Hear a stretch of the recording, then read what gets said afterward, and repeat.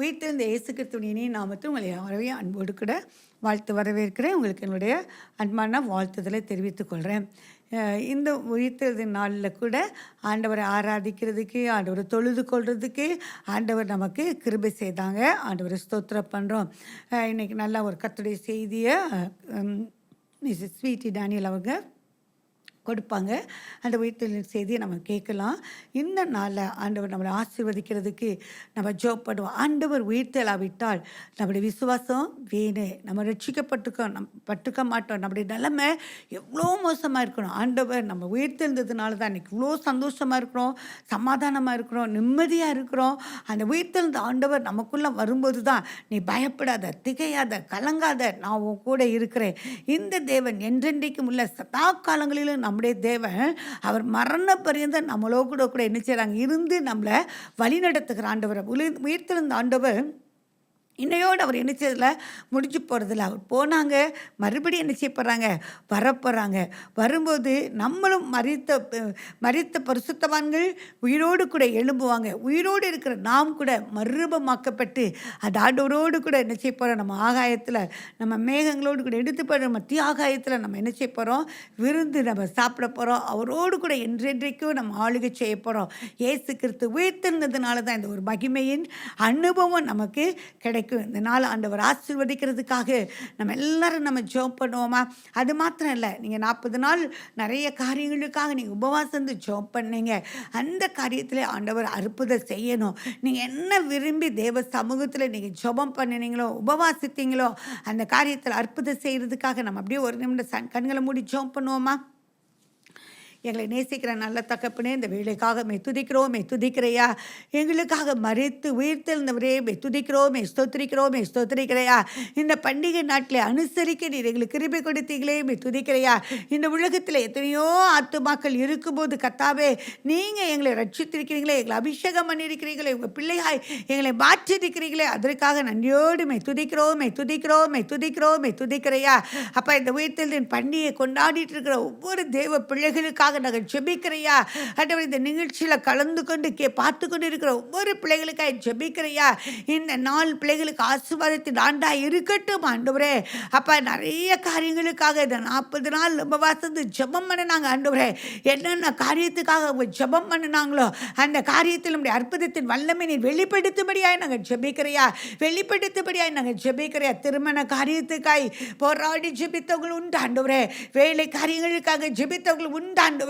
பிள்ளைகளுடைய படிப்பின் காரியங்களுக்காக, பிள்ளைகளுடைய எதிர்காலங்களுக்காக ஜெபித்த காரியங்கள் உண்டு ஆண்டவரே.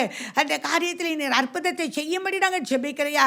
அவ உன் விண்ணப்பத்தை கேட்டேன், கண்ணீரை கண்டேன் என்று சொல்லி கர்த்தாவே, பிள்ளைகளுடைய கண்ணீரை பார்த்து விண்ணப்பங்களை கேட்டு ஒரு அற்புதத்தை செய்யும்படி நாங்கள் ஜெபிக்கிறையா.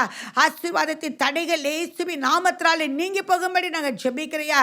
நீங்கள் அற்புதத்தை செய்யுங்க. காயப்பட்ட தழும்புள்ள கரத்தை ஒவ்வொரு பிள்ளைகள் மேல் வைத்து நீர் அற்புதத்தை செய்யும்படி நாங்கள் ஜெபிக்கிறையா. மரித்த உறுப்புகள் எல்லாம் உயிரடையட்டும் ஆண்டவரே.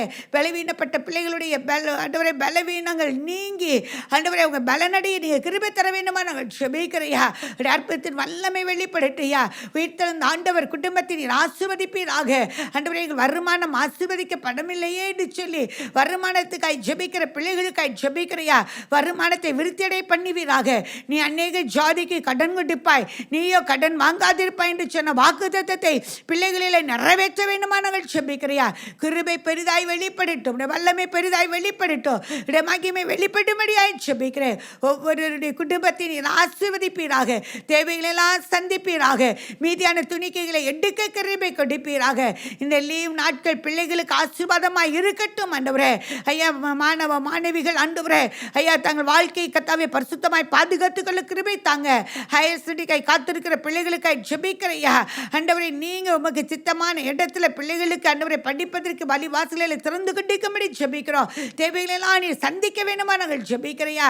வேலையை தேடுகிற பிள்ளைகளுக்கு வேலை வாய்ப்பை நீங்கள் உருவாக்கி தரும்படியாய் நாங்கள் ஜெபிக்கிறையா. மிஸ்ரர்களுக்காக, ஊழியர்களுக்காக ஜெபிக்கிறோம். எல்லாரையும் ஆசீர்வதிங்க, பாதுகாத்துக் கொள்ளுங்க. நம்முடைய கரம் கூட இருக்கட்டும் ஆண்டவரே. எந்த பாவத்துக்கெல்லாம் ஜனங்கள் அடிமைப்பட்டு இருக்கிறாங்களோ அந்த அடிமைத்தனத்திலிருந்து விடுதலையாக்கும்படியாய் ஜெபிக்கிறோம். ஆசீர்வதிங்க, தாழ்த்து அர்ப்பணிக்கிறோம். கனத்தை துதி மகிமை நாங்கள் உமக்கு செலுத்துகிறோம்.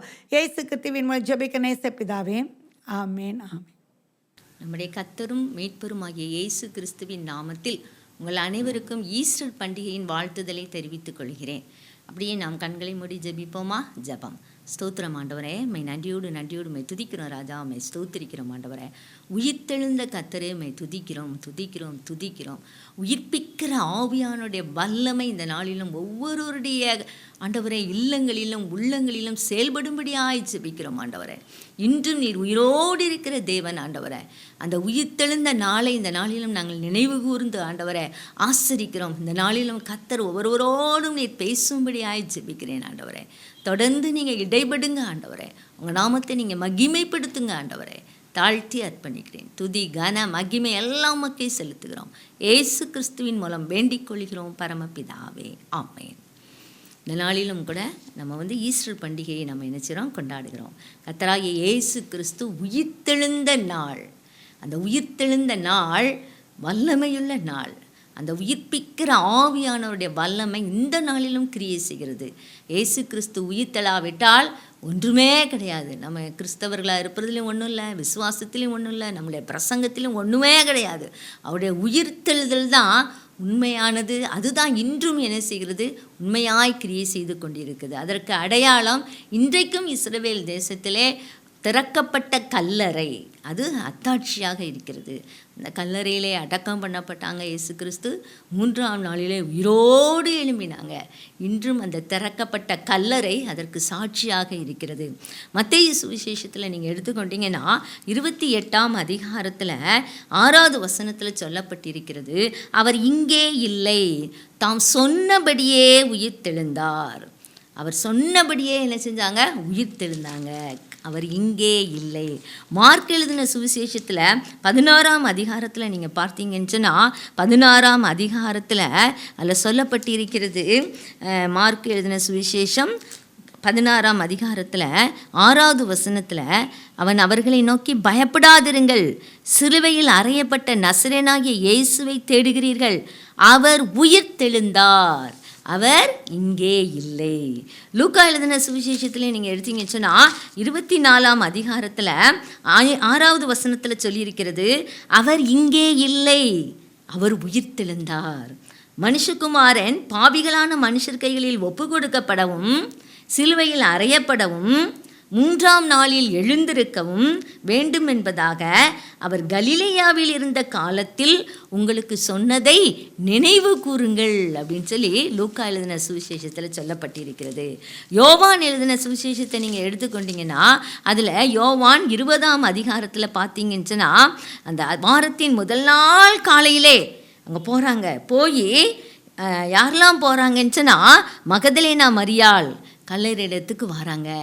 அங்கே போய் அந்த கல்லை யார் எடுத்து போடுவான்னு நினைக்கும் போது அந்த ஏற்கனவே எடுத்து போடப்பட்டிருக்க கண்டாங்க. அப்போ அவள் ஓடி போய் அங்கே எடுத்து போடப்பட்டிருக்கிறத பார்த்த உடனே சீஷர்கிட்ட போய் சொல்கிறா, யாரோ ஏசாமியை தூக்கிட்டு போயிட்டாங்க, நீங்கள் வாங்க, அவரை வைத்த இடம் எனக்கு தெரியலை அப்படின்னு சொல்லி இந்த மகதலேனா மரியாள் சொல்கிறா. உடனே பேதுருவும் அந்த யோவானும் ஓடி வர்றாங்க. ஓடி வந்து கல்லறைக்குள்ளே எட்டி பார்க்குறாங்க. பார்க்கும்போது அந்த யோவான் வேகமாக ஓடி வர்றான். ஓடி வந்து குனிந்து பார்த்து அந்த சீலைகள் கிடக்கிறத பார்க்குறான். ஆனால் அவன் உள்ளே போகலை. ஆனால் பேதுரு அவனுக்கு பின்னால் ஓடி வந்து கல்லறைக்குள்ளே போய் பிரவேசித்து சீலைகள் கிடக்கிறத பார்க்குறான். அவனுடைய தலையில் வைத்திருந்த சீலை மற்ற சீலையோடு வைத்திராமல் தனியாய் வைக்கப்பட்டிருக்கிறத பார்க்குறான். உடனே அவன் வந்து உள்ளே பிரவேசித்து அவர் உயிரோடு எழும்பார் அப்படின்னு சொல்லி அவன் என்ன செய்கிறான்? விசுவாசிக்கிறான். அவர் மரித்தோரிலிருந்து எழுந்திருக்க வேண்டும் என்கிற வேத வாக்கியத்தை அவர்கள் இன்னும் என்ன செய்யலை? அறியவே இல்லை. அவங்க திரும்பி போயிடுறாங்க. பேதுருவும் யோவானும் போயிடுறாங்க. ஆனால் இந்த மரியாள் அங்கே நின்று என்ன செஞ்சுக்கிட்டே இருக்கா? அழுதுகிட்டே இருக்கிறா. அந்த மரியாள் அழுதுகிட்டே இருக்கும்போது அவள் குனிஞ்சு கல்லறைக்குள்ளே பார்க்குறா. இயேசுவின் சரீரம் வைக்கப்பட்ட இடத்துல வெள்ளுடை தரித்த யார் தூதர்கள் அங்கே தலைமாட்டில் ஒருவனும் கால் மாட்டில் ஒருவனுமா இருக்கிறாங்க. அவர்கள் அவளை பார்த்து, ஸ்திரீயே ஏன் அழுற அப்படின்னு சொல்லி கேட்குறாங்க. அதற்கு அவள், என் ஆண்டவரை எடுத்துகிட்டு போயிட்டாங்க, யார் எடுத்துகிட்டு போயிட்டான்னு தெரியல, அவரை வச்ச இடம் எனக்கு தெரியலை அப்படின்னு சொல்லிட்டு அவள் பின்னால் திரும்பி பார்க்குறா. ஏசாமி அங்கே நிற்கிறாங்க. ஆனால் ஏசு சுவாமின்னு அவளுக்கு தெரியவே இல்லை. ஏசு அவளை பார்த்து, ஸ்திரீயை ஏன் அழுற, யாரை தேடுறேன்னு சொல்லி ஆண்டவரும் அவளை கேட்குறாரு. ஆனால் அவள் தோட்டக்காரன்னு சொல்லி அவன் நினச்சிட்டு, ஐயா நீர் அவரை எடுத்துக்கொண்டு போனதுண்டானால் அவரை வச்ச இடத்த எனக்கு சொல்லுங்க ஆண்டவரே அப்படின்னு சொல்லி அவள் கேட்குறா. உடனே இயேசு அவளை பார்த்து மரியாளே அப்படின்னு சொல்லி கூப்பிடுறாங்க. அந்த பேரை சொன்ன மாத்திரத்தில் மரியாளே அப்படின்னா யார் நம்மளை கூப்பிடுறா? இயேசு கிறிஸ்து தான் அப்படின்னு சொல்லி அவள் ரபூனி அப்படின்னு சொல்லி சொல்கிறா. ரபூனின்னு சொன்னால் போதகரே அப்படின்னு சொல்லி அர்த்தமா. பாருங்க, ஏசாமியை காணோன்னு சொல்லி இந்த மரியாள் அந்த கல்லறைகிட்ட இருந்து அழுதுட்டு இருக்கிறா. ஏன் அழுறேன்னு சொல்லி தேவதூதன் கேட்குறான். யாரும் எடுத்துகிட்டு போயிட்டாங்க. ரொம்ப நேசிச்சவா அந்த மகதலேனா மரியாள். அவள்கிட்ட இருந்து ஆண்டவர் இயேசு சுவாமி 7 பிசாசுகளை துரத்தி இருந்தாங்க. மரியாளேன்னு சொன்ன உடனே ஆண்டோடைய சத்தத்தை உணர்ந்தவர். ரபுனிங்கிறதுக்கு போதகரே என்று அர்த்தமா. அவர் நொறுங்குண்ட இருதயத்தை நம்முடைய தேவன் புறக்கணியாத தேவன். அழுகையை பார்த்துட்டாரே அந்த இடத்த விட்டு என்ன செய்ய மாட்டாங்க, நகல மாட்டாங்க. மரியாள் தேம்பி தேம்பி அழுறதை பார்த்தோன்னே ஆண்டவரே அவள் பின்னால் உயிர்த்தெழுந்த கர்த்தர் முதலாவது அவளுக்கு என்ன செய்றாங்க, தரிசனமானாங்க. நம்ம அழுது ஆண்டவரை தேடும்போது கட்டாயம் ஆண்டவர் நம்மகிட்ட என்ன செய்கிறாங்க, அவரை வெளிப்படுத்துகிற தேவனாக இருக்கிறாங்க. நம்மை விட்டு கடந்து போகவே மாட்டாங்க, நம்மக்கிட்டே தான் இருக்கிறாங்க. இயேசு அவளை நோக்கி என்னை தொடாதே, நான் இன்னும் என்ன செய்யலை, என் பிதாவின் இடத்திற்கு ஏறி போகலை அப்படின்னு சொல்லி சொல்கிறாங்க. நான் தேவனிடத்திற்கும் உங்கள் தேவனிடத்திற்கும் ஏறி போகிறேன் என்று அவர்களுக்கு சொல் என்றார். மகதலேனா மரியாள் ஓடி போகிறா. நான் ஏசாமியை பார்த்தேன், நான் கர்த்தரை பார்த்தேன் அப்படின்னு சொல்லி எல்லா சீஷருக்கும் அதை என்ன செய்கிறா, அறிவிக்கிறாள். பாருங்க, எவ்வளோ பெரிய பாக்கியம் அவளுக்கு கிடைச்சிது. உயிர்த்தெழுந்த கர்த்தர் முதலாவது மகதலேனா மரியாளுக்கு என்ன செஞ்சாங்க, தன்னை வெளிப்படுத்தினாங்க. அதுதான் என்ன போட்டிருக்குன்னா, மார்க் 16 சொல்லியிருக்கு 9வது வசனத்தில், வாரத்தின் முதலாம் நாள் அதிகாலையில் இயேசு எழுந்திருந்த பின்பு மகதலேனா மரியாளுக்கு முதல் தரிசனமானார். அவளிடத்தில் இருந்தவர் 7 பிசாசுகளை துரத்தி இருந்தார். அவள் போய் மற்றவங்களுக்கெல்லாம் இதை அறிவிக்கிறா. நான் ஆண்டவரை பார்த்தேன் அப்படின்னு சொல்லிட்டு. அன்னைக்கு முதல் நாள், அன்றைய தினமே சாயங்கால வேளையில் ஆண்டவர் சீஷர்கள் கூடியிருந்த இடத்துக்கு வர்றாங்க. அந்த வேளையில் சீஷர்கள் என்ன செய்கிறாங்கன்னா, யூதர்களுக்கு பயப்படுறாங்க. நம்மளையும் எங்கே பிடிச்சிட்டு போய் நம்மளையும் கொண்டு போடுவாங்கன்னு சொல்லி பயந்து கதவுகளை பூட்டி உள்ள உட்காந்துருக்காங்க. அந்த பூட்டப்பட்ட கதவுகளுக்குள்ளாக ஆண்டவர் கடந்து இயேசு நடுவே நின்று உங்களுக்கு சமாதானம் என்றார். உயிர்த்தெழுந்த கர்த்தர், சர்வ வல்லவர், பூட்டப்பட்ட கதவுகளுக்குள்ளும் கடந்து செல்கிற கர்த்தர், அடைக்கப்பட்ட வாசல்களுக்குள்ளும் கடந்து வருகிற தேவன். நம்முடைய வாழ்க்கையை ஒன்றுமே இல்லை அப்படின்னு சொல்லி முடித்து கொள்ளணும்னு ஒரு சிலர் நினைக்கும் போதும் அந்த பூட்டப்பட்ட கதவுக்குள்ளும் கடந்து நான் உயிரோடு இருக்கிறேன், நீ ஏன் பயப்படுற, எனக்காக நீ வாழணும் அப்படின்னு சொல்லி எத்தனையோ பேரை ஆண்டவர் கடைசி தருணங்களிலிருந்து உயிரோடு மீட்டிருக்கிறாங்க. அந்த உயிர்த்தெழுந்த கர்த்தர் பூட்டப்பட்ட கதவுகளுக்குள்ளாக கடந்து உங்களுக்கு சமாதானம் அப்படின்னு சொல்லி சொல்கிறாங்க. அதை சீஷர்கள்லாம் பார்த்த உடனே கர்த்தரை கண்டு சந்தோஷப்பட்டார்கள். அவர்களுக்கு தங்க கையை காட்டுறாங்க, விழாவை காட்டுறாங்க, எல்லாத்தையும் காட்டி நான் தான் இயேசு அப்படின்னு சொல்லி சொல்கிறாங்க. அதை பார்த்த உடனே பயந்துட்டு இருந்தவங்க, நாளைக்கு என்ன நடக்குமோ, எனக்கு என்ன நடக்குமோன்னு பயந்துட்டு இருந்த சீஷர்கள் சந்தோஷப்பட்டார்கள் என்று யோவான் 20 எழுதப்பட்டிருக்கிறது.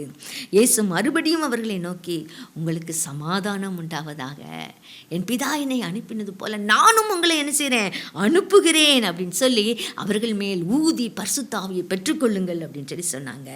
எவர்களுடைய பாவங்களை மன்னிக்கிறீங்களோ அவங்களுடைய பாவங்கள் உங்களுக்கு மன்னிக்கப்பட்டிருக்கும் அப்படின்னு சொல்லி ஆண்டவர் உங்களுக்கு பலத்தையும் தைரியத்தையும் அந்த நாளிலே கொடுக்குறாங்க. அவருடைய சீஷர்கள் மீது ஊதி பரிசுத்த ஆவியை என்ன செய்யுங்க, பெற்றுக்கொள்ளுங்கள் அப்படின்னு சொல்லி சொல்கிறாங்க. இயேசு வந்திருந்த போது அந்த நேரத்தில் திதிமு என்னப்பட்ட தோமா அந்த இடத்துல என்ன செய்யலை, இல்லை. அந்த தோமா அவன் சொல்கிறான், ஆண்டவர் வந்தாங்களா, சீஷரை கண்டோம், அவர் சீஷர்கள்லாம் நாங்கள் கர்த்தரை கண்டோம் அப்படின்னு சொல்லி சொல்கிறாங்க.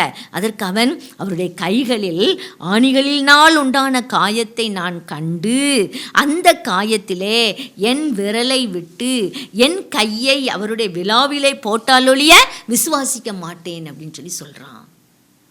பாருங்கள், அந்த நேரத்தில் தோமா சீஷருடைய ஐக்கியத்தை விட்டுருதான். எல்லாரும் ஒன்று போல் இருக்கிறாங்க, அந்த இடத்துல தோமா மட்டும் காணோம்.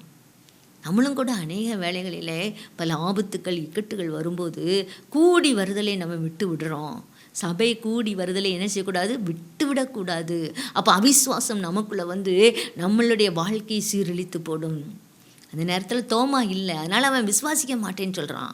பாருங்க, மறுபடியும் 8 நாளைக்கு பிறகு சீஷர்கள் வீட்டுக்குள்ளே திருப்பியும் இருக்கிறாங்க. தோமாவும் அவங்க கூட இருக்கிறான். கதவுகள் பூட்டப்பட்டிருந்தது. அப்பொழுது இயேசு வந்து நடுவே நின்று திருப்பியும் ஆண்டவர் உள்ள வந்து உங்களுக்கு சமாதானம் அப்படின்னு சொல்லி சொல்கிறாங்க. சொல்லிட்டு தோமாவை பார்த்து சொல்கிறாங்க, நீ உன் விரலை இங்கே நீட்டி என் கைகளை பார், உன் கைகளை நீட்டி என் விலாவிலே போடு. சொன்னில்ல, அவன் கையை வச்சு நான் தொட்டு பார்த்தாதான் அந்த காயத்தில் நான் நம்புவேன் அப்படின்னு சொல்லி சொன்னில்ல, வா என் பக்கத்தில் வா, உன் கையை விழாவில் போடு, உன் விரலை நீட்டி என் காயத்தை பாரு அப்படின்னு சொல்லி ஆண்டவர் சொல்கிறாரு. எப்படி இருக்கும் யோசித்து பாருங்க. எல்லாருக்கும் முன்னால் தைரியமாக அப்படி சொல்லிட்டான். ஆண்டவரே வந்து வா நீ போடு போடுன்றாரு. அவனுக்கு என்ன செய்யனே சொல்ல, கிட்டு கிட்டு கிட்டுன்னு அவன் நடுங்கிடுறான். உடனே அவன் சொல்கிறான், என் ஆண்டவரே என் தேவனே அப்படின்னு சொல்லி சொல்கிறான். நீட்டி ஆண்டவர் சொல்கிறாரு, நீ அவிசுவாசியாயிராமல் விசுவாசியாயிரு. என் ஆண்டவரே என் தேவனே நான் உண்மை நம்பலையேப்பா, நான் விசுவாசிக்கலையேப்பா அப்படின்னு சொல்லி அப்படியே கதறான் அந்த தோமா. அதற்கு இயேசு, தோமாவே நீ என்னை கண்டதினாலே விசுவாசித்தாய், காணாதிருந்தும் விசுவாசிக்கிறவர்கள் பாக்கியவான்கள் அப்படின்னு சொல்லி ஆண்டவர் தோமாவை பற்றி சொல்கிறாங்க. இந்த நாட்களிலும் நம்ம ஆண்டவர் வாழ்ந்ததையும் பார்க்கல, மரித்ததையும் பார்க்கல, உயிரோடு எழுந்ததையும் கண்ணால் நம்ம பார்க்கல, ஆனால் விசுவாசிக்கிறோம். அதுதான் கிறிஸ்தவ வாழ்க்கையின் அடிப்படையே என்னதில் தான் அமைந்திருக்கு? விசுவாசத்தில் தான் அமைந்திருக்கு. அவிசுவாசியாயிராதே விசுவாசியாயிரு அப்படின்னு சொல்லி ஆண்டவர் சொல்கிறாங்க. பாருங்கள், இந்த புஸ்தகத்தில் அநேக அதுக்கு முன்னால் பின்னால் சொல்லியிருக்குன்னு சொன்னால், காணாதிருந்தும் விசுவாசிக்கிறவர்கள் பாக்கியவான்கள். இந்த புஸ்தகத்தில் எழுதுகிறாத வேறு அநேக அற்புதங்களையும் இயேசு தமது சீஷருக்கு முன்பாக செய்தார். இயேசு தேவனுடைய குமாரனாகிய கிறிஸ்து என்று நீங்கள் விசுவாசிக்கும்படியாகவும், விசுவாசித்து அவருடைய நாமத்தினாலே நித்திய ஜீவனை அடையும்படியாகவும் இவைகள் எழுதப்பட்டிருக்கிறது. எது? இந்த வேத வசனம் எழுதப்பட்டிருக்கிறது. நம்ம ஆண்டவராகிய இயேசுவை விசுவாசிக்கணும். அவர் தான் இரட்சகர், நம்முடைய பாவங்களுக்காக மரித்தார், உயிரோடு எழுந்தார், இன்றும் நம்மோடு பேசுகிற தேவனாக இருக்கிறாரு. எப்படிப்பட்ட சூழ்நிலைகள் இருந்தாலும் அதனோட கடந்து வந்து நமக்கு உதவி செய்கிற கர்த்தராக இருக்கிறாரு. பயப்படாதீங்கன்னு சொல்கிறாரு, சமாதானம் உண்டாகட்டும்னு சொல்கிறாரு. அதை கொடுக்கிறதுக்கு அவருக்கு மாத்திரம்தான் அதிகாரம் உண்டு. அந்த தோமாவை பார்த்து அவிசுவாசியாயிராமல் விசுவாசியாயிரு அப்படின்னு சொல்லி சொல்கிறாங்க. காணாதிருந்தும் விசுவாசிக்கிறவர்கள் பாக்கியவான்கள். நம்ம ஆண்டவருடைய அந்த இலவசமான ரட்சிப்பை நம்ம விசுவாசத்தினாலே நீதிமான் என்ன செய்யப்படுவான்? ரட்சிக்கப்படுவான். அந்த விசுவாசத்தினாலே அவருடைய இரத்தத்தினால நம்முடைய பாவங்கள் கழுவப்பட்டதுங்கிற நிச்சயிக்கப்பட்டு அவருடைய இரத்தத்தினாலே கழுவப்பட்டு அந்த ரட்சிப்பை நம்ம பெற்றிருக்கிறோம். பாவம் மன்னிப்பாகிய மீட்பை பெற்றிருக்கிறோம். அந்த இயேசு கிறிஸ்துவை விசுவாசிக்கிறதுனால, மரித்தோரிலிருந்து எழுந்தார் என்று விசுவாசிக்கிறதுனால, அந்த நம்பிக்கையினால நித்திய ஜீவன் நமக்கு கொடுக்கப்பட்டிருக்கிறது. அந்த தோமா அவங்க தான் நம்முடைய இந்திய தேசத்துக்கு வந்தாங்க. அப்படியே 12 சீஷர்களில் ஒருவனாகிய இந்த தோமாவை ஆண்டவர் இந்த பகுதிக்கு வந்தாங்க. கேரளா, தமிழ்நாடு, நம்முடைய பகுதிக்கு வந்து கடைசியில் இரத்த சாட்சியாய் சென்னையில் என்ன செஞ்சாங்க? மரித்து போனாங்க. அவருடைய ரத்தம் சிந்தப்பட்டது. இரத்த சாட்சியாய் இங்கே வந்து மரித்தாங்க. அதனால தான் இன்றைக்கி பார்த்தீங்கன்னா சென்னையில் அநேக சபைகள், அநேக ஊழியக்காரங்கள் ஆண்டவருக்காக எழும்பியிருக்கிறாங்க. ஆண்டவருக்காக தங்களையே அர்ப்பணித்து அவ்வளவு வைராக்கியமாய் செயல்படுகிறவர்கள் காணப்படுறாங்க. அவரோடு கூட இருந்தவங்க நிறைய கேள்விகளை கேட்டு அதை அவர் வந்து என்ன செய்வார்? ஆண்டவர்கிட்டையே பதில் கேட்டு தன்னுடைய எல்லா விதமான சந்தேகங்களையும் தீர்த்து கொள்வார். அப்படிப்பட்டவர் இந்த தோமா.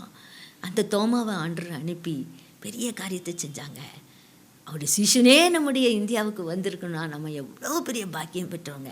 இந்த தமிழ்நாட்டில் உள்ளவங்க எவ்வளோ பெரிய பாக்கியம் பெற்றவங்க.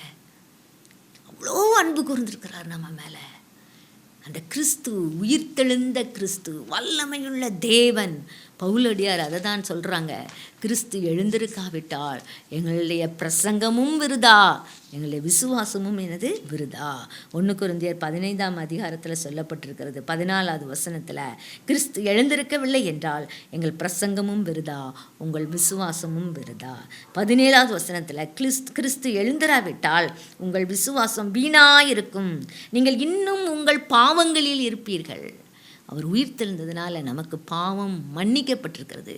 பாவம் மன்னிக்கப்பட்டது என்கிற நிச்சயத்தை நாம் என்ன செஞ்சுருக்கிறோம், பெற்றிருக்கிறோம். அதே போல் ஆண்டவராகிய இயேசு கிறிஸ்து உயிர்த்தெழுந்த உடனே அவர் என்ன செய்கிறாங்கன்னு சொன்னால் 2 பேர் போகிறாங்க. அவருடைய ஒரு கிராமத்துக்கு 2 பேர் என்ன செய்கிறாங்க, கடந்து போய் கொண்டு இருக்கிறாங்க. அவர்களுக்கு எம்மாவூருங்கிற கிராமத்துக்கு நடந்து போய் கொண்டு இருக்கும்போது அவர்களோடு கூட ஆண்டவர் என்ன செய்கிறாங்க, கடந்து போகிறாங்க. அவர்களோடு கூட கடந்து சென்று அவங்க பேசிக்கிட்டே போகிறாங்க. அப்போ இப்படி ஒருத்தர் இருந்தாங்க, அவர் எங்களுக்கு எல்லாத்துக்கும் இது பண்ணாங்க, ஆனால் எனக்கு இறந்துட்டாங்க, அதுக்கப்புறம் நாங்கள் என்ன செய்யணும்னு எங்களுக்கு தெரியலை அப்படின்னு சொல்லி 2 பேரும் பேசிட்டு போகும்போது இயேசு சுவாமியும் அவரோடு கூட கடந்து போகிறவர்களாக என்ன செய்கிறாங்க, காணப்படுறாங்க. அப்போ இதெல்லாம் நீர் அறியவே இல்லையா அப்படின்னு சொல்லி கேட்குறாங்க. அப்போ அப்படி போகும்போது கடைசியில் இருட்டிடுது. ஆண்டவர் அவங்க கூட தங்கும்படியாக வர அழைக்கிறாங்க. அவங்க கூட போகிறாங்க. இரவிலே சாப்பாட்டுக்காக அப்பத்தை பிற்கும்போது கர்த்தர் தம்மை என்ன செய்கிறாங்க, வெளிப்படுத்துகிறாங்க. அப்போ அவர் நம்ம கூட பேசிட்டு வரும்போது நம்முடைய இருதயம் கொழுந்து விட்டு எரியலையா அப்படின்னு சொல்லி ஒருவரோடு ஒருவர் சொல்கிறாங்க. உடனே இயேசு கிறிஸ்து அந்த இடத்த விட்டு என்ன செஞ்சிட்டாங்க, மறைந்து போயிட்டாங்க. இயேசு சுவாமி தன்னை உயிருள்ளவராக அந்த இடத்துல அவரை என்ன செய்கிறாங்க, காட்டுறாங்க. இயேசு கிறிஸ்துவை அவர்கள் அறிந்து கொள்ளலை, ஆனால் அவருடைய கண்கள் திறக்கப்பட்ட உடனே அவர்கள் என்ன செஞ்சாங்க, கண்டுகொள்கிறாங்க. வேத வசனத்தை விளக்க காட்டின போது நம்முடைய இருதயம் கொழுந்து விட்டு எரியவில்லையா அப்படின்னு சொல்லி சொல்கிறாங்க. இயேசு சுவாமி நம்ம கூட நடந்து வரணும்னு விரும்புகிறாங்க, நம்ம கூட தங்கி இருக்கணும்னு விரும்புகிறாங்க. உயிர்த்தெழுந்த கர்த்தர் அவரை நம்ம கூப்பிடும்போது நம்ம கூட உறவாடுகிறதில் அவர் விருப்பமுள்ள தேவனாக இருக்கிறாங்க. அடுத்தது பார்த்தீங்கன்னு சொன்னால் யோவான் எழுதின சுவிசேஷத்தில் 20ஆம் அதிகாரத்தில் பார்த்தீங்கன்னா இந்த பேதுரு ஆண்டவர் உயிர்த்தெழுந்த உடனே மறுபடியும் என்ன செய்கிறான், மீன் பிடிக்க போயிடுறான். அவங்க கூட எல்லாரும் சேர்ந்து போயிடுறாங்க மீன் பிடிக்கிறதுக்கு. அப்போ மீன் பிடிக்கிறதுக்கு போகும்போது அங்கே என்ன செய்கிறாங்க, அவங்களுக்கு வலையில் மீனே கிடைக்கல. முழுதும் பிரயாசப்படுறாங்க, ஒன்றுமே கிடைக்கல. கடைசியில் அவர்கள் இயேசுவினிடத்தில் வந்து அவர் யோவான் எழுதின சுவிசேஷத்தில் 21ஆவது அதிகாரத்தில் நீங்கள் எடுத்து பார்த்தீங்கன்னா 4வது வசனம், விடியற் காலமான போது இயேசு கரையிலே நின்றார். அவர் இயேசு என்று சீஷர்கள் அறியாதிருந்தார்கள். இயேசு அவர்களை நோக்கி, பிள்ளைகளை புசிக்கிறதற்கு ஏதாகிலும் உங்களிடத்தில் உண்டா அப்படின்னு கேட்குறாங்க. அவர்கள் ஒன்றுமே இல்லை அப்படின்னு சொல்கிறாங்க. ஏன்னா அவங்க ஏசாமின்னு அவங்களுக்கு தெரியல. அவங்க ராத்திரி முழுசும் மீன் பிடிக்கிறாங்க, ஒன்றுமே கிடைக்கல. உடனே ஆண்டவர் அவங்களை பார்த்து, நீங்கள் படவுக்கு வலதுபுறமாக வலையை போடுங்கள், அப்பொழுது உங்களுக்கு அகப்படும் அப்படின்னு சொல்லி சொல்கிறாங்க. உடனே அவங்க வலையை போடுறாங்க. ஒரு கேள்வி கூட கேட்கல. ராத்திரி முழுசும் நாங்கள் போட்டோம், ஒன்றுமே கிடைக்கல, ஒரு பதிலுமே ஒன்றுமே அவங்க சொல்லலை. ஆண்டவர் சொன்னதுக்கு உடனே கீழ்ப்படிஞ்சு வலையை போடுறாங்க. அப்படியே அவர்கள் போட்டு திரளான மீன்கள் அகப்பட்டதினால் அதை இழுக்க மாட்டாதிருந்தார்கள். அப்போ இயேசுக்கு அன்பாயிருந்த சீஷன் அவர் பார்த்து சொல்கிறான், அவர் கர்த்தர் அப்படின்னு சொல்லி சொல்கிறான். உடனே பேதுரு கர்த்தர் அப்படின்னு சொன்னோடனே தன் மேல் வஸ்திரத்தை இடுப்பிலே கட்டி கொண்டு பேதுரு கடலை குதிச்சிருந்தாரு. குதித்து ஏசாமிகிட்ட போயிடுறான். 200 முழ தூரத்தில் இருந்து ஆண்டுகிட்ட ஓடி போயிடுறான். மற்றவங்களாம் கரையில் இழுத்துட்டு வராங்க, வலையை இழுத்துட்டு வந்து பார்த்தா கரையில் ஏற்கனவே ஆண்டவர் என்ன பண்ணியிருக்காங்க, 9வது வசனத்தில் அவர்கள் கரையிலே வந்திறங்கின போது கரி நெருப்பு போட்டிருக்கிறதையும் அதன் மேல் மீன் வைத்திருக்கிறதையும் அப்பத்தையும் கண்டார்கள். புசிக்க ஏதாவது இருக்கான்னு கேட்டாங்க, ஒன்றுமே இல்லைன்னு சொல்கிறாங்க. பாருங்க, இறங்கும்போது அங்கே அவங்களுக்கு எல்லாமே ஆயத்தமாக இருக்குது. ஆண்டவர் அவர்களுக்கு எல்லாவற்றையும் ஆயத்தம் பண்ணி வச்சுருந்தாங்க. உங்ககிட்ட எத்தனை மீன் இருக்குது, கொண்டு வாங்க அப்படின்னு சொல்லி சொல்கிறாங்க. கரையில் பிடிச்சி இழுக்கும்போது அந்த வலையில் 153 பெரிய மீன்களால் அது நிரப்பப்பட்டிருந்தது. ஆனாலும் அது வலை கிளியலை. வாங்க போஜனம் பண்ணுவோம் அப்படின்னு சொல்லி ஆண்டவர் கூப்பிட்டு அவங்களுக்கு என்ன செய்கிறாங்க, போஜனத்தை கொடுக்குறாங்க. அப்பத்தையும் மீனையும் எடுத்து அவர்களுக்கு கொடுத்தார். பாருங்க, நம்முடைய குறைவுகளை எல்லாம் நிறைவாக்குகிற தேவன். ஒன்றுமே இல்லை, ஒன்றுமே இல்லாத நிலைமையிலும் இல்லாதவைகளை இருக்கிறவைகளை போல அழைக்கிற தேவன் நம்முடைய தேவன். எல்லாவற்றையும் எல்லாவற்றாலும் நிரப்புகிற கர்த்தர் நம்முடைய தேவன். சர்வ வல்லவர். நம்மோடு கூட நடந்து நம்ம கூட இருக்கணும்னு ஆசைப்படுற கர்த்தர். நம்மளால் ஒருவரோடு ஒருவரா ஐக்கியப்படுகிற தேவன், பேசுகிற தெய்வம், நம்முடைய குறைவுகளை நிறைவாக்குகிற தேவன், நம்மிடத்தில் அன்பாக இருக்கிற தேவன். அவங்க மீனை விட்டுட்டு போயிட்டாங்கன்னு சொல்லி அவங்க மேலே கோபப்படவே இல்லை. அவங்க குறைவை நிறைவாக்கி கர்த்தர்னு அறிஞ்சதுக்கப்புறம் பின்னால் நீங்கள் பார்த்தீங்கன்னா இயேசு மரித்தோரிலிருந்து எழுந்த பின்பு தம்முடைய சீஷர்களுக்கு அவர் அருளின தரிசனங்களில் இது 3வது தரிசனம். அவங்களுக்கு சாப்பாடெலாம் கொடுத்து முடிச்சுட்டு அவங்கள பார்த்து ஆண்டவர் கேட்குறாரு, போஜனம் பண்ண பின்பு ஏசாமி சீமோன் பேதுருவை பார்த்து கேட்குறாரு, முதல்ல யோனாவின் குமாரனாகிய சீமோனே, இவர்களிலும் அதிகமாய் நீ என்னிடத்தில் அன்பாயிருக்கிறாயா? இவங்களெல்லாம் பார்க்கலா, இவங்களெல்லாம் விட நீ என்ன அதிகமாக நீ நேசிக்கிறாயா அப்படின்னு சொல்லி ஆண்டவர் கேட்குறாங்க. அவன் ஆமாண்டவரே உம்மை நேசிக்கிறேன் என்பதை நீர் அறிவீர் அப்படின்னு சொல்லி சொல்கிறான். என் ஆட்டுக்குட்டிகளை மேய்ப்பாயாக. ஏன்னா பேதுரு தான் அவ்வளோ வரையும் பிடிச்சி இழுத்துட்டு போகிறான், வாங்க மீன் பிடிக்க போவோம் அப்படின்னு சொல்லிட்டு. மறந்த தொழில், அந்த மீன் பிடிக்கிற தொழிலை விட்டுட்டு தான் ஏசப்பா பின்னால் வந்தான். ஏதோ வாரோம் அப்படின்னு சொல்லிட்டு பேதுரு அந்திரையா 2 பேரும் வந்தாங்க. மீண்டும் அந்த தொழிலுக்கு போயிட்டான் ஆண்டவரை விட்டுட்டு. என்னை நேசிக்கிறாயா, இவங்களெல்லாம் விட நீ நேசிக்கிறாயா அப்படின்னு சொல்லி பேதுரு பார்த்து ஆண்டவர் கேட்குறாரு. 2ஆம் தரம் அவர் அவனை நோக்கி, யோனாவின் குமாரனாகிய சீமோனே, நீ என்னிடத்தில் அன்பாயிருக்கிறாயா? இவங்களை எல்லாத்தையும் விட நீ என்ன நேசிக்கிறாயா? நீ என்கிட்ட அன்பாயிருக்கிறாயா அப்படின்னு சொல்லி ஆண்டவர் கேட்குறாங்க. ஆமாண்டவரே உம்மை நேசிக்கிறேன் என்பதை நீர் அறிவீர், நீ என் ஆடுகளை மேய்ப்பாயாக அப்படின்னு சொல்லி சொல்கிறாரு. 3ஆம் தரமும் அவரை பார்த்து, யோனாவின் குமாரனாகிய சீமோனே, நீ என்னை நேசிக்கிறாயா? என்னை நேசிக்கிறாயா? 3 தடவை ஆண்டவர் கேட்குறாங்க. இவர்கள் எல்லாத்தையும் காட்டிலும் நேசிக்கிறாயா? உன் வலையை காட்டிலும், உன் ஃப்ரெண்ட்ஸை காட்டிலும், உன் தொழிலை காட்டிலும், உங்கள் அம்மா அப்பாவை காட்டிலும் எல்லாத்தையும் விட என்ன நேசிக்கிறாயா? என்ன நேசிக்கிறாயா? என்ன நேசிக்கிறாயா? இதே பேதுரு 3 தடவை மறுதலித்தான். பிசாசு உன்னை சோதிக்கும்படி கேட்டுக்கொண்டான், நானும் உன் விசுவாசம் ஒளிந்து போகாதபடி உனக்காக வேண்டிக் கொண்டேன் அப்படின்னு ஆண்டவர் சொன்னாங்க. வீட்டிலிருந்த கர்த்தர் மறுதலித்து அந்த பேதுரு 3 தடவை மறுதலித்தான். 3 தடவை ஆண்டவர் கேட்குறாரு, நீ என்ன நேசிக்கிறாயா? ஆமாம் ஆண்டவரே, ஆமாம் ஆண்டவரே. அவனுக்கு எப்படி இருந்திருக்கும்? அழுதுருப்பா. ஆமாம் ஆண்டவரே, நான் ரொம்ப நேசிக்கப்பா, நான் உங்களை தான் நேசிக்கப்பா, நான் நேசிக்கிறேங்கிறத நீரே அறிவீரப்பா அப்படின்னு சொல்லி அவன் வாயை திறந்து கன்ஃபஸ் பண்ணுறான். நீ ஆட்டுக்குட்டியை மேய், என் ஆடுகளை மேய் அப்படின்னு சொல்லி ஆண்டவர் சொல்கிறாரு. என் ஆடுகளை மேய்ப்பாயாக. 3ஆம் தரமும் அப்படின்னு சொல்லிடுறான். இயேசு என் ஆடுகளை மேய்ப்பாயாக அப்படின்னு சொல்லி அவனுடைய வருங்காரியங்களை எல்லாம் கர்த்தர் அவனுக்கு வெளிப்படுத்துகிறார். நீ இளம் வயதுள்ளவனாக இருக்கும்போது உன் அறையை நீ கட்டின, ஆனால் நீ முதிர் வயதுள்ளவன் ஆகும்போது நீ அறியாத இடத்துக்கு உன்னை கூட்டிகிட்டு போவாங்க, நீ இஷ்டப்படாத இடத்துக்கு நீ போவா, நீ உன் கைகளை நீட்டுவாய், வேறொருவன் உன் அறையை கட்டி உனக்கு இஷ்டமில்லாத இடத்துக்கு உன்னை கொண்டு போவான்னு சொல்லி சொல்கிறாங்க. நம்முடைய தேவன் நம்முடைய எதிர்காலங்களை அறிகிற தேவன், நம்முடைய குறைவுகளை நிறைவாக்குகிற கர்த்தர், நம்மை படைத்த தேவன், நமக்காக ஜீவனை கொடுத்த கர்த்தர், மரித்தோரின் முதற்பலனானவர். நம்முடைய எதிர்காலங்கள் எல்லாம் அவருடைய கரத்தில் இருக்குது. நம்முடைய காலங்கள் அவருடைய கரத்தில் இருக்குது. நம்மளை உள்ளங்கையில் வரைஞ்சி வச்சுருக்குறாங்க. நம்ம அதிகமாக நேசிக்கிறாங்க. நம்முடைய ஒவ்வொரு சிந்தனையும் செயலும் பேச்சும் எல்லாம் அவருக்கு தெரியும். அவருக்கு தெரியாது ஒன்றுமே கிடையாது. பேதுருவை பார்த்து 3 தடவை கேட்குறாங்க. அவனுடைய எதிர்காலங்களை அப்படியே சொல்கிறாங்க. அவனுடைய வாழ்க்கையில் அப்படியே நடந்தது. பேதுரு, உன் மேலே என் சபையை கட்டுவேன்னு சொல்லி சொன்னாங்க. அதே போல் அந்த பேதுருவின் மீது சபை கட்டப்பட்டது. கடைசி நாளில் பேதுரு சிலுவையில் அறையப்பட்டான், தலைகீழாக அறையப்பட்டான். இந்த ஆண்டவர் அறைந்தது மாதிரி நீ அறைய வேண்டாம், தலைகீழாயனே அறைங்கன்னு சொல்லி சொன்னாங்க. மரித்தோரிலிருந்து எழுப்பின தேவன் இந்த பேதுருவை அவனுடைய பாவ வாழ்க்கை, அவன் மறுதலித்து போன அந்த நேரத்தில் 3 தடவை மறுதலித்தான். அந்த 3 தடவை அவனை கன்ஃபஸ் பண்ண வச்சு அவனை மீண்டும் அவனுடைய விசுவாசத்தை கட்டி அவனுடைய ஊழியத்தில் அவர் பலப்படுத்தினாங்க. நீங்கள் அப்போஸ்தலர் 1ஆம் அதிகாரத்தில் நீங்கள் பார்த்தீங்கன்னு சொன்னால் 4வது வசனத்தில் அவர்களுடனே அன்றியும் அவர் அவர்களுடனே கூடி வந்திருக்கும் போது அவர்களை நோக்கி, யோவான் ஜலத்தினாலே ஞானஸ்நானம் கொடுத்தான், நீங்கள் சில நாளுக்குள்ளே பரிசுத்த ஆவியினாலே ஞானஸ்நானம் பெறுவீர்கள் அப்படின்னு ஆண்டவர் சொல்கிறாங்க. அவர் தம்மை உயிரோடு இருக்கிறவராக 40 நாள் அவர்களுக்கு என்ன செஞ்சாங்க? அவங்களுக்கு காண்பித்தாங்க. 5வது வசனத்தில், நீங்கள் எருசலேமை விட்டு போகாமல் என்னிடத்தில் கேள்விப்பட்ட பிதாவின் வாக்குத்தத்தம் நிறைவேற காத்திருங்கள் அப்படின்னு சொல்லி கட்டளையிட்டாங்க.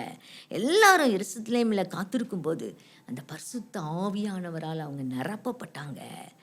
அந்த 8வது வசனத்தில் சொல்லியிருக்கு, பரிசுத்த ஆவி உங்களிடத்தில் வரும்போது நீங்கள் பலனடைந்து எருசலேமிலும் யூதேயா முழுவதிலும் சமாரியாவிலும் பூமியின் கடைசி பரியந்தமும் எனக்கு சாட்சிகளாயிருப்பீர்கள் என்றார். இவைகளை அவர் சொன்ன பின்பு அவர்கள் பார்த்து கொண்டிருக்கையில் உயர எடுத்து கொள்ளப்பட்டார். அவர்கள் கண்களுக்கு மறைவாக ஒரு மேகம் அவரை எடுத்துக்கொண்டது. பாருங்க, நீங்கள் எருசலேமில் காத்துருங்க, பரிசுத்த ஆவியானவர் வருவார், நீங்கள் பலன் அடைந்து எனக்கு என்ன எப்படி இருப்பீங்க, சாட்சிகளாக இருப்பீர்கள். அந்த பேதுரு, அந்த கோழையான பேதுரு, இயேசுவை மறுதலித்த பேதுரு 3 முறை ஆண்டவர் கேட்கும்போது உங்களை விசுவாசிக்கிற ஆண்டவரை, அவங்க நேசிக்கிற ஆண்டவரை அப்படின்னு சொல்லி சொன்னான். அந்த பேதுரு பரிசுத்த ஆவியானவரால் நிரப்பப்பட்ட பின்பு எல்லாருக்கும் முன்பாக பகிரங்கமாக சாட்சி சொல்கிறார்.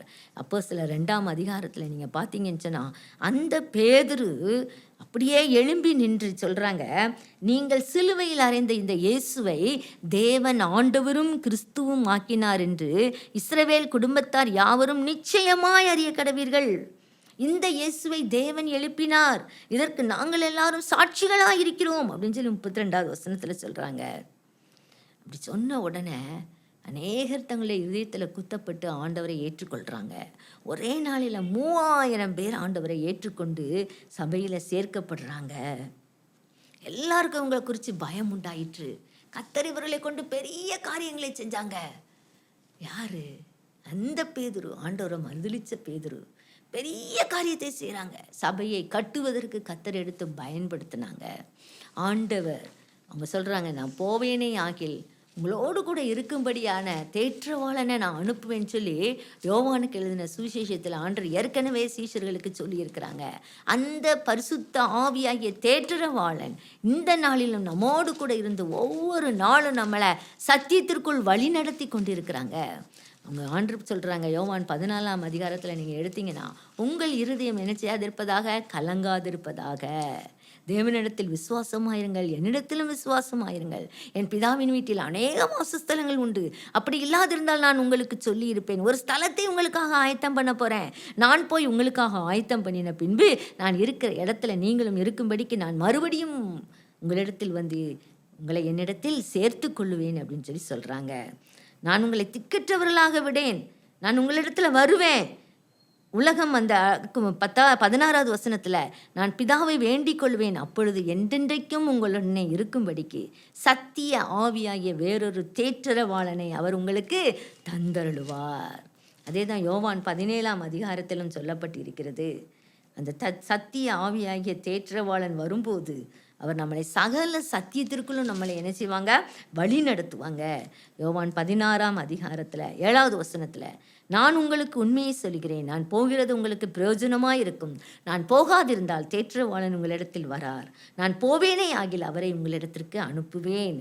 அவர் வந்து பாவத்தை குறித்தும் நீதியை குறித்தும் நியாய தீர்ப்பை குறித்தும் உலகத்தை கண்டித்து உணர்த்துவார். அந்த பரிசுத்த ஆவியானவர் நம்மளை இந்த நாட்களிலே ஆட்கொண்டு ஒவ்வொரு நாளும் நம்மளை அனுதினமும் நமக்குள்ளே வாசம் பண்ணுகிற தேவனாக இருக்கிறாங்க. சகல சத்தியத்திற்குள்ளும் நம்மளை வழி நடத்துகிற கர்த்தராக இருக்கிறாங்க. ரோமர் 5ஆம் அதிகாரத்தில் நீங்கள் எடுத்துக்கொண்டீங்கன்னா, ரோமர் 4ஆம் அதிகாரத்தில் கடைசி வசனம், அவர் நம்முடைய பாவங்களுக்காக ஒப்பு கொடுக்கப்பட்டும் நாம் நீதிமான்கள் ஆக்கப்படுவதற்காக நினைச்சுறாங்க, எழுப்பப்பட்டு இருக்கிறாங்க. உயிரோடு எழுந்தது எதற்கு? நாம் நீதிமான்கள் ஆக்கப்படுவதற்காக, பரிசுத்த ஆவியானவரை தந்தருளினதற்காக. ரோமர் 6ஆம் அதிகாரம் 9வது வசனத்தில், மரித்தோரிலிருந்து எழுந்த கிறிஸ்து இனி மரிப்பதில்லை என்று அறிந்திருக்கிறோம். மரணம் இனி அவரை ஆண்டு கொள்வதில்லை. அவர் மரித்தது பாவத்திற்கென்று ஒரே தரம் மரித்தார். அவர் பிழைத்திருக்கிறது தேவனுக்கென்று பிழைத்திருக்கிறார். அதனால் மரித்த கிறிஸ்து இனி மரிப்பதில்லை. வெளிப்படுத்தல சொல்லப்பட்டிருக்கிறது, மரித்தேன் ஆனாலும் இதோ சதா காலங்களிலும் நான் உயிரோடு இருக்கிறேன். ரோமர் 8ஆம் அதிகாரத்தில் நீங்கள் வாசித்தீங்கன்னு சொன்னால் 11வது வசனத்தில், அன்றியும் இயேசுவை மரித்தோரிலிருந்து எழுப்பினவருடைய ஆவி உங்களில் வாசமாயிருந்தால், கிறிஸ்துவை மரித்தோரிலிருந்து எழுப்பினவர் உங்களில் வாசமாயிருக்கிற தம்முடைய ஆவியினாலே சாவுக்கு எதுவான உங்கள் சரீரங்களை உயிர்ப்பிப்பார். தம்முடைய மகிமையினால் ஆண்டவர் என்ன செஞ்சாங்க, அவரை உயிரோடு எழுப்புனாங்க.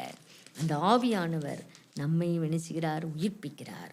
ரோமர் 6:4 பிதாவின் மகிமையினாலே கிறிஸ்து மரித்தோரிலிருந்து எழுப்பப்பட்டது போல நாமும் புதிதான ஜீவனுள்ளவர்களாய் நடந்து கொள்ளும்படிக்கு அவருடைய மரணத்திற்குள்ளாக்கும் ஞானஸ்நானத்தினாலே கிறிஸ்துவுடனே கூட அடக்கம் பண்ணப்பட்டோம். ஆதலால் அவருடைய மரணத்தின் சாயலில் நாம் இணைக்கப்பட்டவர்களானால் அவர் உயிர்த்தெழுதலின் சாயலிலும் நாம் இணைக்கப்பட்டிருப்போம். தேவனுடைய மகிமை அவரை உயிரோடு எழுப்பிற்று. அந்த மகிமையிலே அவர் உயிர்த்தெழுதலில் முதற்பலனானார். இதுதான் 1 கொரிந்தியர் 15 சொல்லப்பட்டிருக்கிறது. அவர் உயிர்த்தெழுதலிலே முதல் பலனானார். 1 கொரிந்தியர் 15 21 சொல்லப்பட்டிருக்கிறது. 20 கிறிஸ்துவோ மரித்தோரிலிருந்து நித்திரை அடைந்தவர்களின் முதற் பலனானார். 22 ஆதாமுக்குள் எல்லாரும் மரிக்கிறது போல கிறிஸ்துவுக்குள் எல்லாரும் உயிர்ப்பிக்கப்படுவார்கள். அவனவன் தன் தன் வரிசையிலே உயிர்ப்பிக்கப்படுவான். முதற் பலனானவர் கிறிஸ்து. பின்பு அவர் வருகையில் அவருடையவர்கள் உயிர்ப்பிக்கப்படுவார்கள். அவர் உயிர்ப்பிக்கப்பட்டது போல நாமும் மரணமடைந்தாலும் அவருடைய வருகையிலே நாம் உயிர்ப்பிக்கப்படுவோம். உயிர்ப்பிக்கப்படும் போது இந்த மண்ணான சாயலை கழிந்துவிட்டு விண்ணானவருடைய சாயலை நாம் தரித்து கொள்வோம். மரணமே உன் கூரெங்கே, பாதாளமே உன் ஜெயமெங்கே என்று சொல்லி மரணத்தின் கூரை ஒடித்த கர்த்தர். பரிகரிக்கப்படுகிற கடைசி சத்துரு மரணம். அந்த மரணத்தை ஆண்டவர் ஜெயித்தார். அந்த 1 கொரிந்தியர் 15 நீங்கள் சொன்னீங்கன்னு பார்த்தீங்கன்னு சொன்னால் இப்போ 42 மரித்தோரின் உயிர்த்தெழுதலும் அப்படியே இருக்கும். அழிவுள்ளதாய் விதைக்கப்படும், அழிவில்லாததாய் எழுந்திருக்கும். கனவீனம் உள்ளதாய் விதைக்கப்படும், மகிமை உள்ளதாய் எழுந்திருக்கும். பலவீனம் உள்ளதாய் விதைக்கப்படும், பலம் உள்ளதாய் எழுந்திருக்கும். ஜென்ம சரீரம் விதைக்கப்படும், ஆவிக்குரிய சரீரம் எழுந்திருக்கும். ஜென்ம சரீரமும் உண்டு, ஆவிக்குரிய சரீரமும் உண்டு.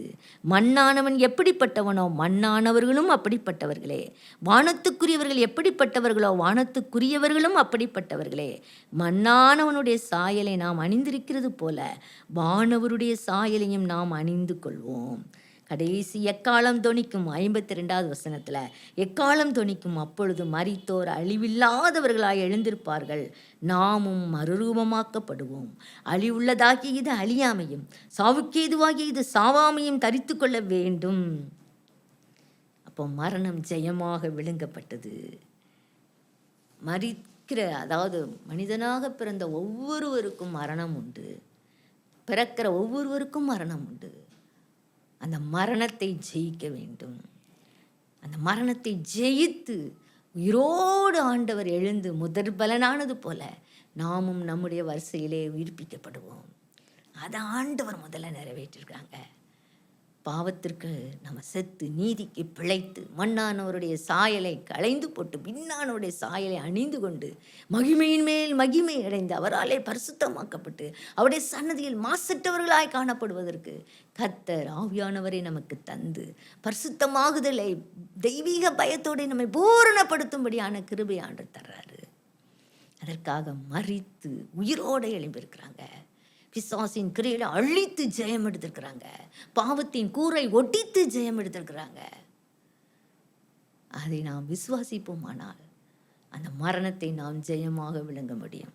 அவரோடு கூட உயிர்த்தெழுந்து அந்த நித்திய ஜீவன் பெற்று அவரோடு கூட மகிமையிலே ஆளக்கூடிய கிருபையை கர்த்தர் நமக்கு தருவாங்க. அதற்காக தான் ஆண்டவர் நாம் உயிர்ப்பிக்கப்பட வேண்டும் என்று அவர் உயிர்ப்பிக்கப்பட்டார். பரிசுத்த ஆவியானவர் தேவனுடைய மகிமையினாலே அவர் உயிர்ப்பிக்கப்பட்டார். இந்த ஜென்ம சரீரத்தை அவர் உயிர்ப்பிக்கிறவராயிருக்கிறார். மனிதனாக பிறந்த எல்லாரும் பாவம் செய்தவங்க, பாவத்துக்கு அடிமையானவங்க. அந்த பாவத்திலிருந்து மீட்பு உண்டாவதற்கு தன்னையே ஒப்பு கொடுத்தார், பலியாக ஒப்பு கொடுத்தார். ஆனால் அவர் தேவாதி தேவனாக இருந்ததுனால மரணம் அவரை மூட முடியலை. அவர் உயிர்த்தெழுந்து இன்றைக்கும் உயிரோடு இருக்கிறார். தம்மை நோக்கி கூப்பிடுகிற யாவருக்கும், உண்மையாய் தம்மை நோக்கி கூப்பிடுகிற யாவருக்கும் அவர் சமீபமாய் இருக்கிறார். தம்மை தொழுது கொள்கிற யாவருக்கும் அவர் ரட்சிப்பை கொடுக்கிற தேவனா இருக்கிறாரு. வானத்தில் உள்ள ஒரு பூதலத்தோர் எல்லாருடைய முழங்காலம் முடங்கும்படியாய் இயேசு என்கிற பெரிய நாமத்தை அவருக்கு கொடுத்துருக்குறாங்க. அந்த இயேசு என்கிற நாமம் வல்லமையுள்ள நாமம். அந்த இயேசுவின் இரத்தத்தினால் பாவத்தை கழுவுகிற நிச்சயம் உண்டு. அவருடைய இரத்தத்தினால பாவ மன்னிப்பாகிய மீட்பை பெற்றுக்கொண்டோம். அவருடைய உயிர்த்தெழுதலின் சாயலிலும் நாம் இணைக்கப்படுவோம். அதுதான் ரட்சிப்பு. பாவ மன்னிப்பின் ரட்சிப்பின் நிச்சயத்தை நம்ம பெற்றுக்கொண்டோம்னு சொன்னால் நம்ம மரித்து உயிரோடு எழும்பும்போது அவரோடு கூட நம்ம ஆளுகை செய்வோம். அந்த நித்திய ஜீவனுக்காக நாம் இந்த நாட்களிலே நம்மை ஆண்டு ஆயத்தப்படுத்துகிறவராக இருக்கிறாரு. உயிர்த்த ஆண்டவர், உயிர்ப்பிக்கிற ஆண்டவர், நம்மளையும் உயிர்ப்பிக்கிற தேவன், புட்டப்பட்ட கடவுளுக்குள்ளும் கடந்து வந்து நம்மை ஆசீர்வதிக்கிற தேவன், பயத்தை எடுத்து போடுகிற கர்த்தர், நம்மோடு உறவாடுகிற தேவன், நம்மை ஆவியினாலே நிரப்பி நம்மளை வழிநடத்துகிற தேவன், இன்றும் உயிரோடு இருக்கிற தேவன். அந்த உயிர்த்தெழுந்த நாளை கர்த்தர் கொண்டாட இந்த நாளில் கிருபை கொடுத்துருக்குறாங்க. அல்லேலூயா! கர்த்தர் ஜீவிக்கிறார். மரணத்தினால் அவரை ஆண்டு கொள்ள முடியவில்லை. மரணமே முன் கூறங்கே என்று சொல்லி கூரை ஒட்டித்தார். அல்லேலூயா, அல்லேலூயா! நாமும் மரணத்தினோடாக கடந்து செல்லும் போதும் அந்த பயத்தை நீக்க கர்த்தர் உதவி செய்கிறார். இன்றும் உயிரோடு இருக்கிற தேவன் நம்ம கூப்பிடும் போதெல்லாம் பக்கத்தில் வந்து நம்மோட பேசி நம்மளை விடுவித்து, நம்மளை பாதுகாத்து, நம்மளை தப்புவித்து வழி நடத்துகிற தேவன். அப்படிப்பட்ட கர்த்தர் இன்றும் ஜீவனோடு இருக்கிறதுக்காக அவனுக்கு ஸ்தோத்திரம் பண்ணுவோம். நம்மையும் இரவும் பகலும் கண்மணியை போல காத்து வரதுக்காக ஸ்தோத்திரம் பண்ணுவோம். அவருடைய கரத்தில் நம்ம அர்ப்பணிப்போம். அவருடைய உயிர்த்தெழுதலின் சாயலிலும் நாம் இணைக்கப்பட நாம் இந்த நாளிலே ஆயத்தமாவோம். அப்படியே கண்களை மூடி ஜெபிப்போமா? ஜெபம். ஸ்தோத்திரம் ஆண்டவரே, அம்மை நன்றியோடு மை துதிக்கிறோம் ராஜா, அம்மை ஸ்தோத்திரிக்கிறோம். உடைய உயிர்த்தெழுதலின் சாயலிலும் நாங்கள் இணைக்கப்பட கர்த்தர் எங்களுக்கு கிருபை தாங்க ஆண்டவரே. உயிர்ப்பிக்கிற ஆவியானவர் ஒவ்வொருடைய ஆவி ஆத்துமா சரத்தையும் உயிர்ப்பித்து விடும்படியாக ஜெபிக்கிறோம் ஆண்டவரே. பாவங்களிலிருந்து, அடிமைத்தனத்திலிருந்து மீட்டெடுத்து ஒவ்வொருவரின் நித்திய ஜீவனுக்கென்று இந்த நாளிலே நீர் ஆயத்தப்படுத்தும் ஆண்டவரே. தொடர்ந்து பெரிய காரியங்களை செய்யுங்க. ஒவ்வொரு குடும்பத்திலும் சமாதானத்தை தாங்க, சந்தோஷத்தை தாங்க, பயத்தை எடுத்து போடுங்க ஆண்டவரே. குறைவுகளை நிறைவாக்குங்க ஆண்டவரே. உடைய வல்லமை வெளிப்படட்டும் ஆண்டவரே. உம்மை விட்டு பின்வாங்கி தூர போயிருந்தாலும் அவர்களை உடைய அன்பினாலே நீர் இழுத்து கொள்ளும் ஆண்டவரே. உடைய பிள்ளைகளாய் நீர் மாற்றும் ஆண்டவரே. உம்மோடு கூட அந்த உயிர்த்தெழுதலின் சாயலிலும் இணைக்கப்பட ஒவ்வொருவரையும் இந்த நாளிலே நீர் தகுதிப்படுத்தும் ஆண்டவரே. தாழ்த்துகிறோம், அர்ப்பணிக்கிறோம். துதிகன மகிமையெல்லாம் உமக்கே செலுத்துகிறோம். இயேசு கிறிஸ்துவின் மூலம் வேண்டிக் கொள்கிறோம் பரமபிதாவே. ஆமென்.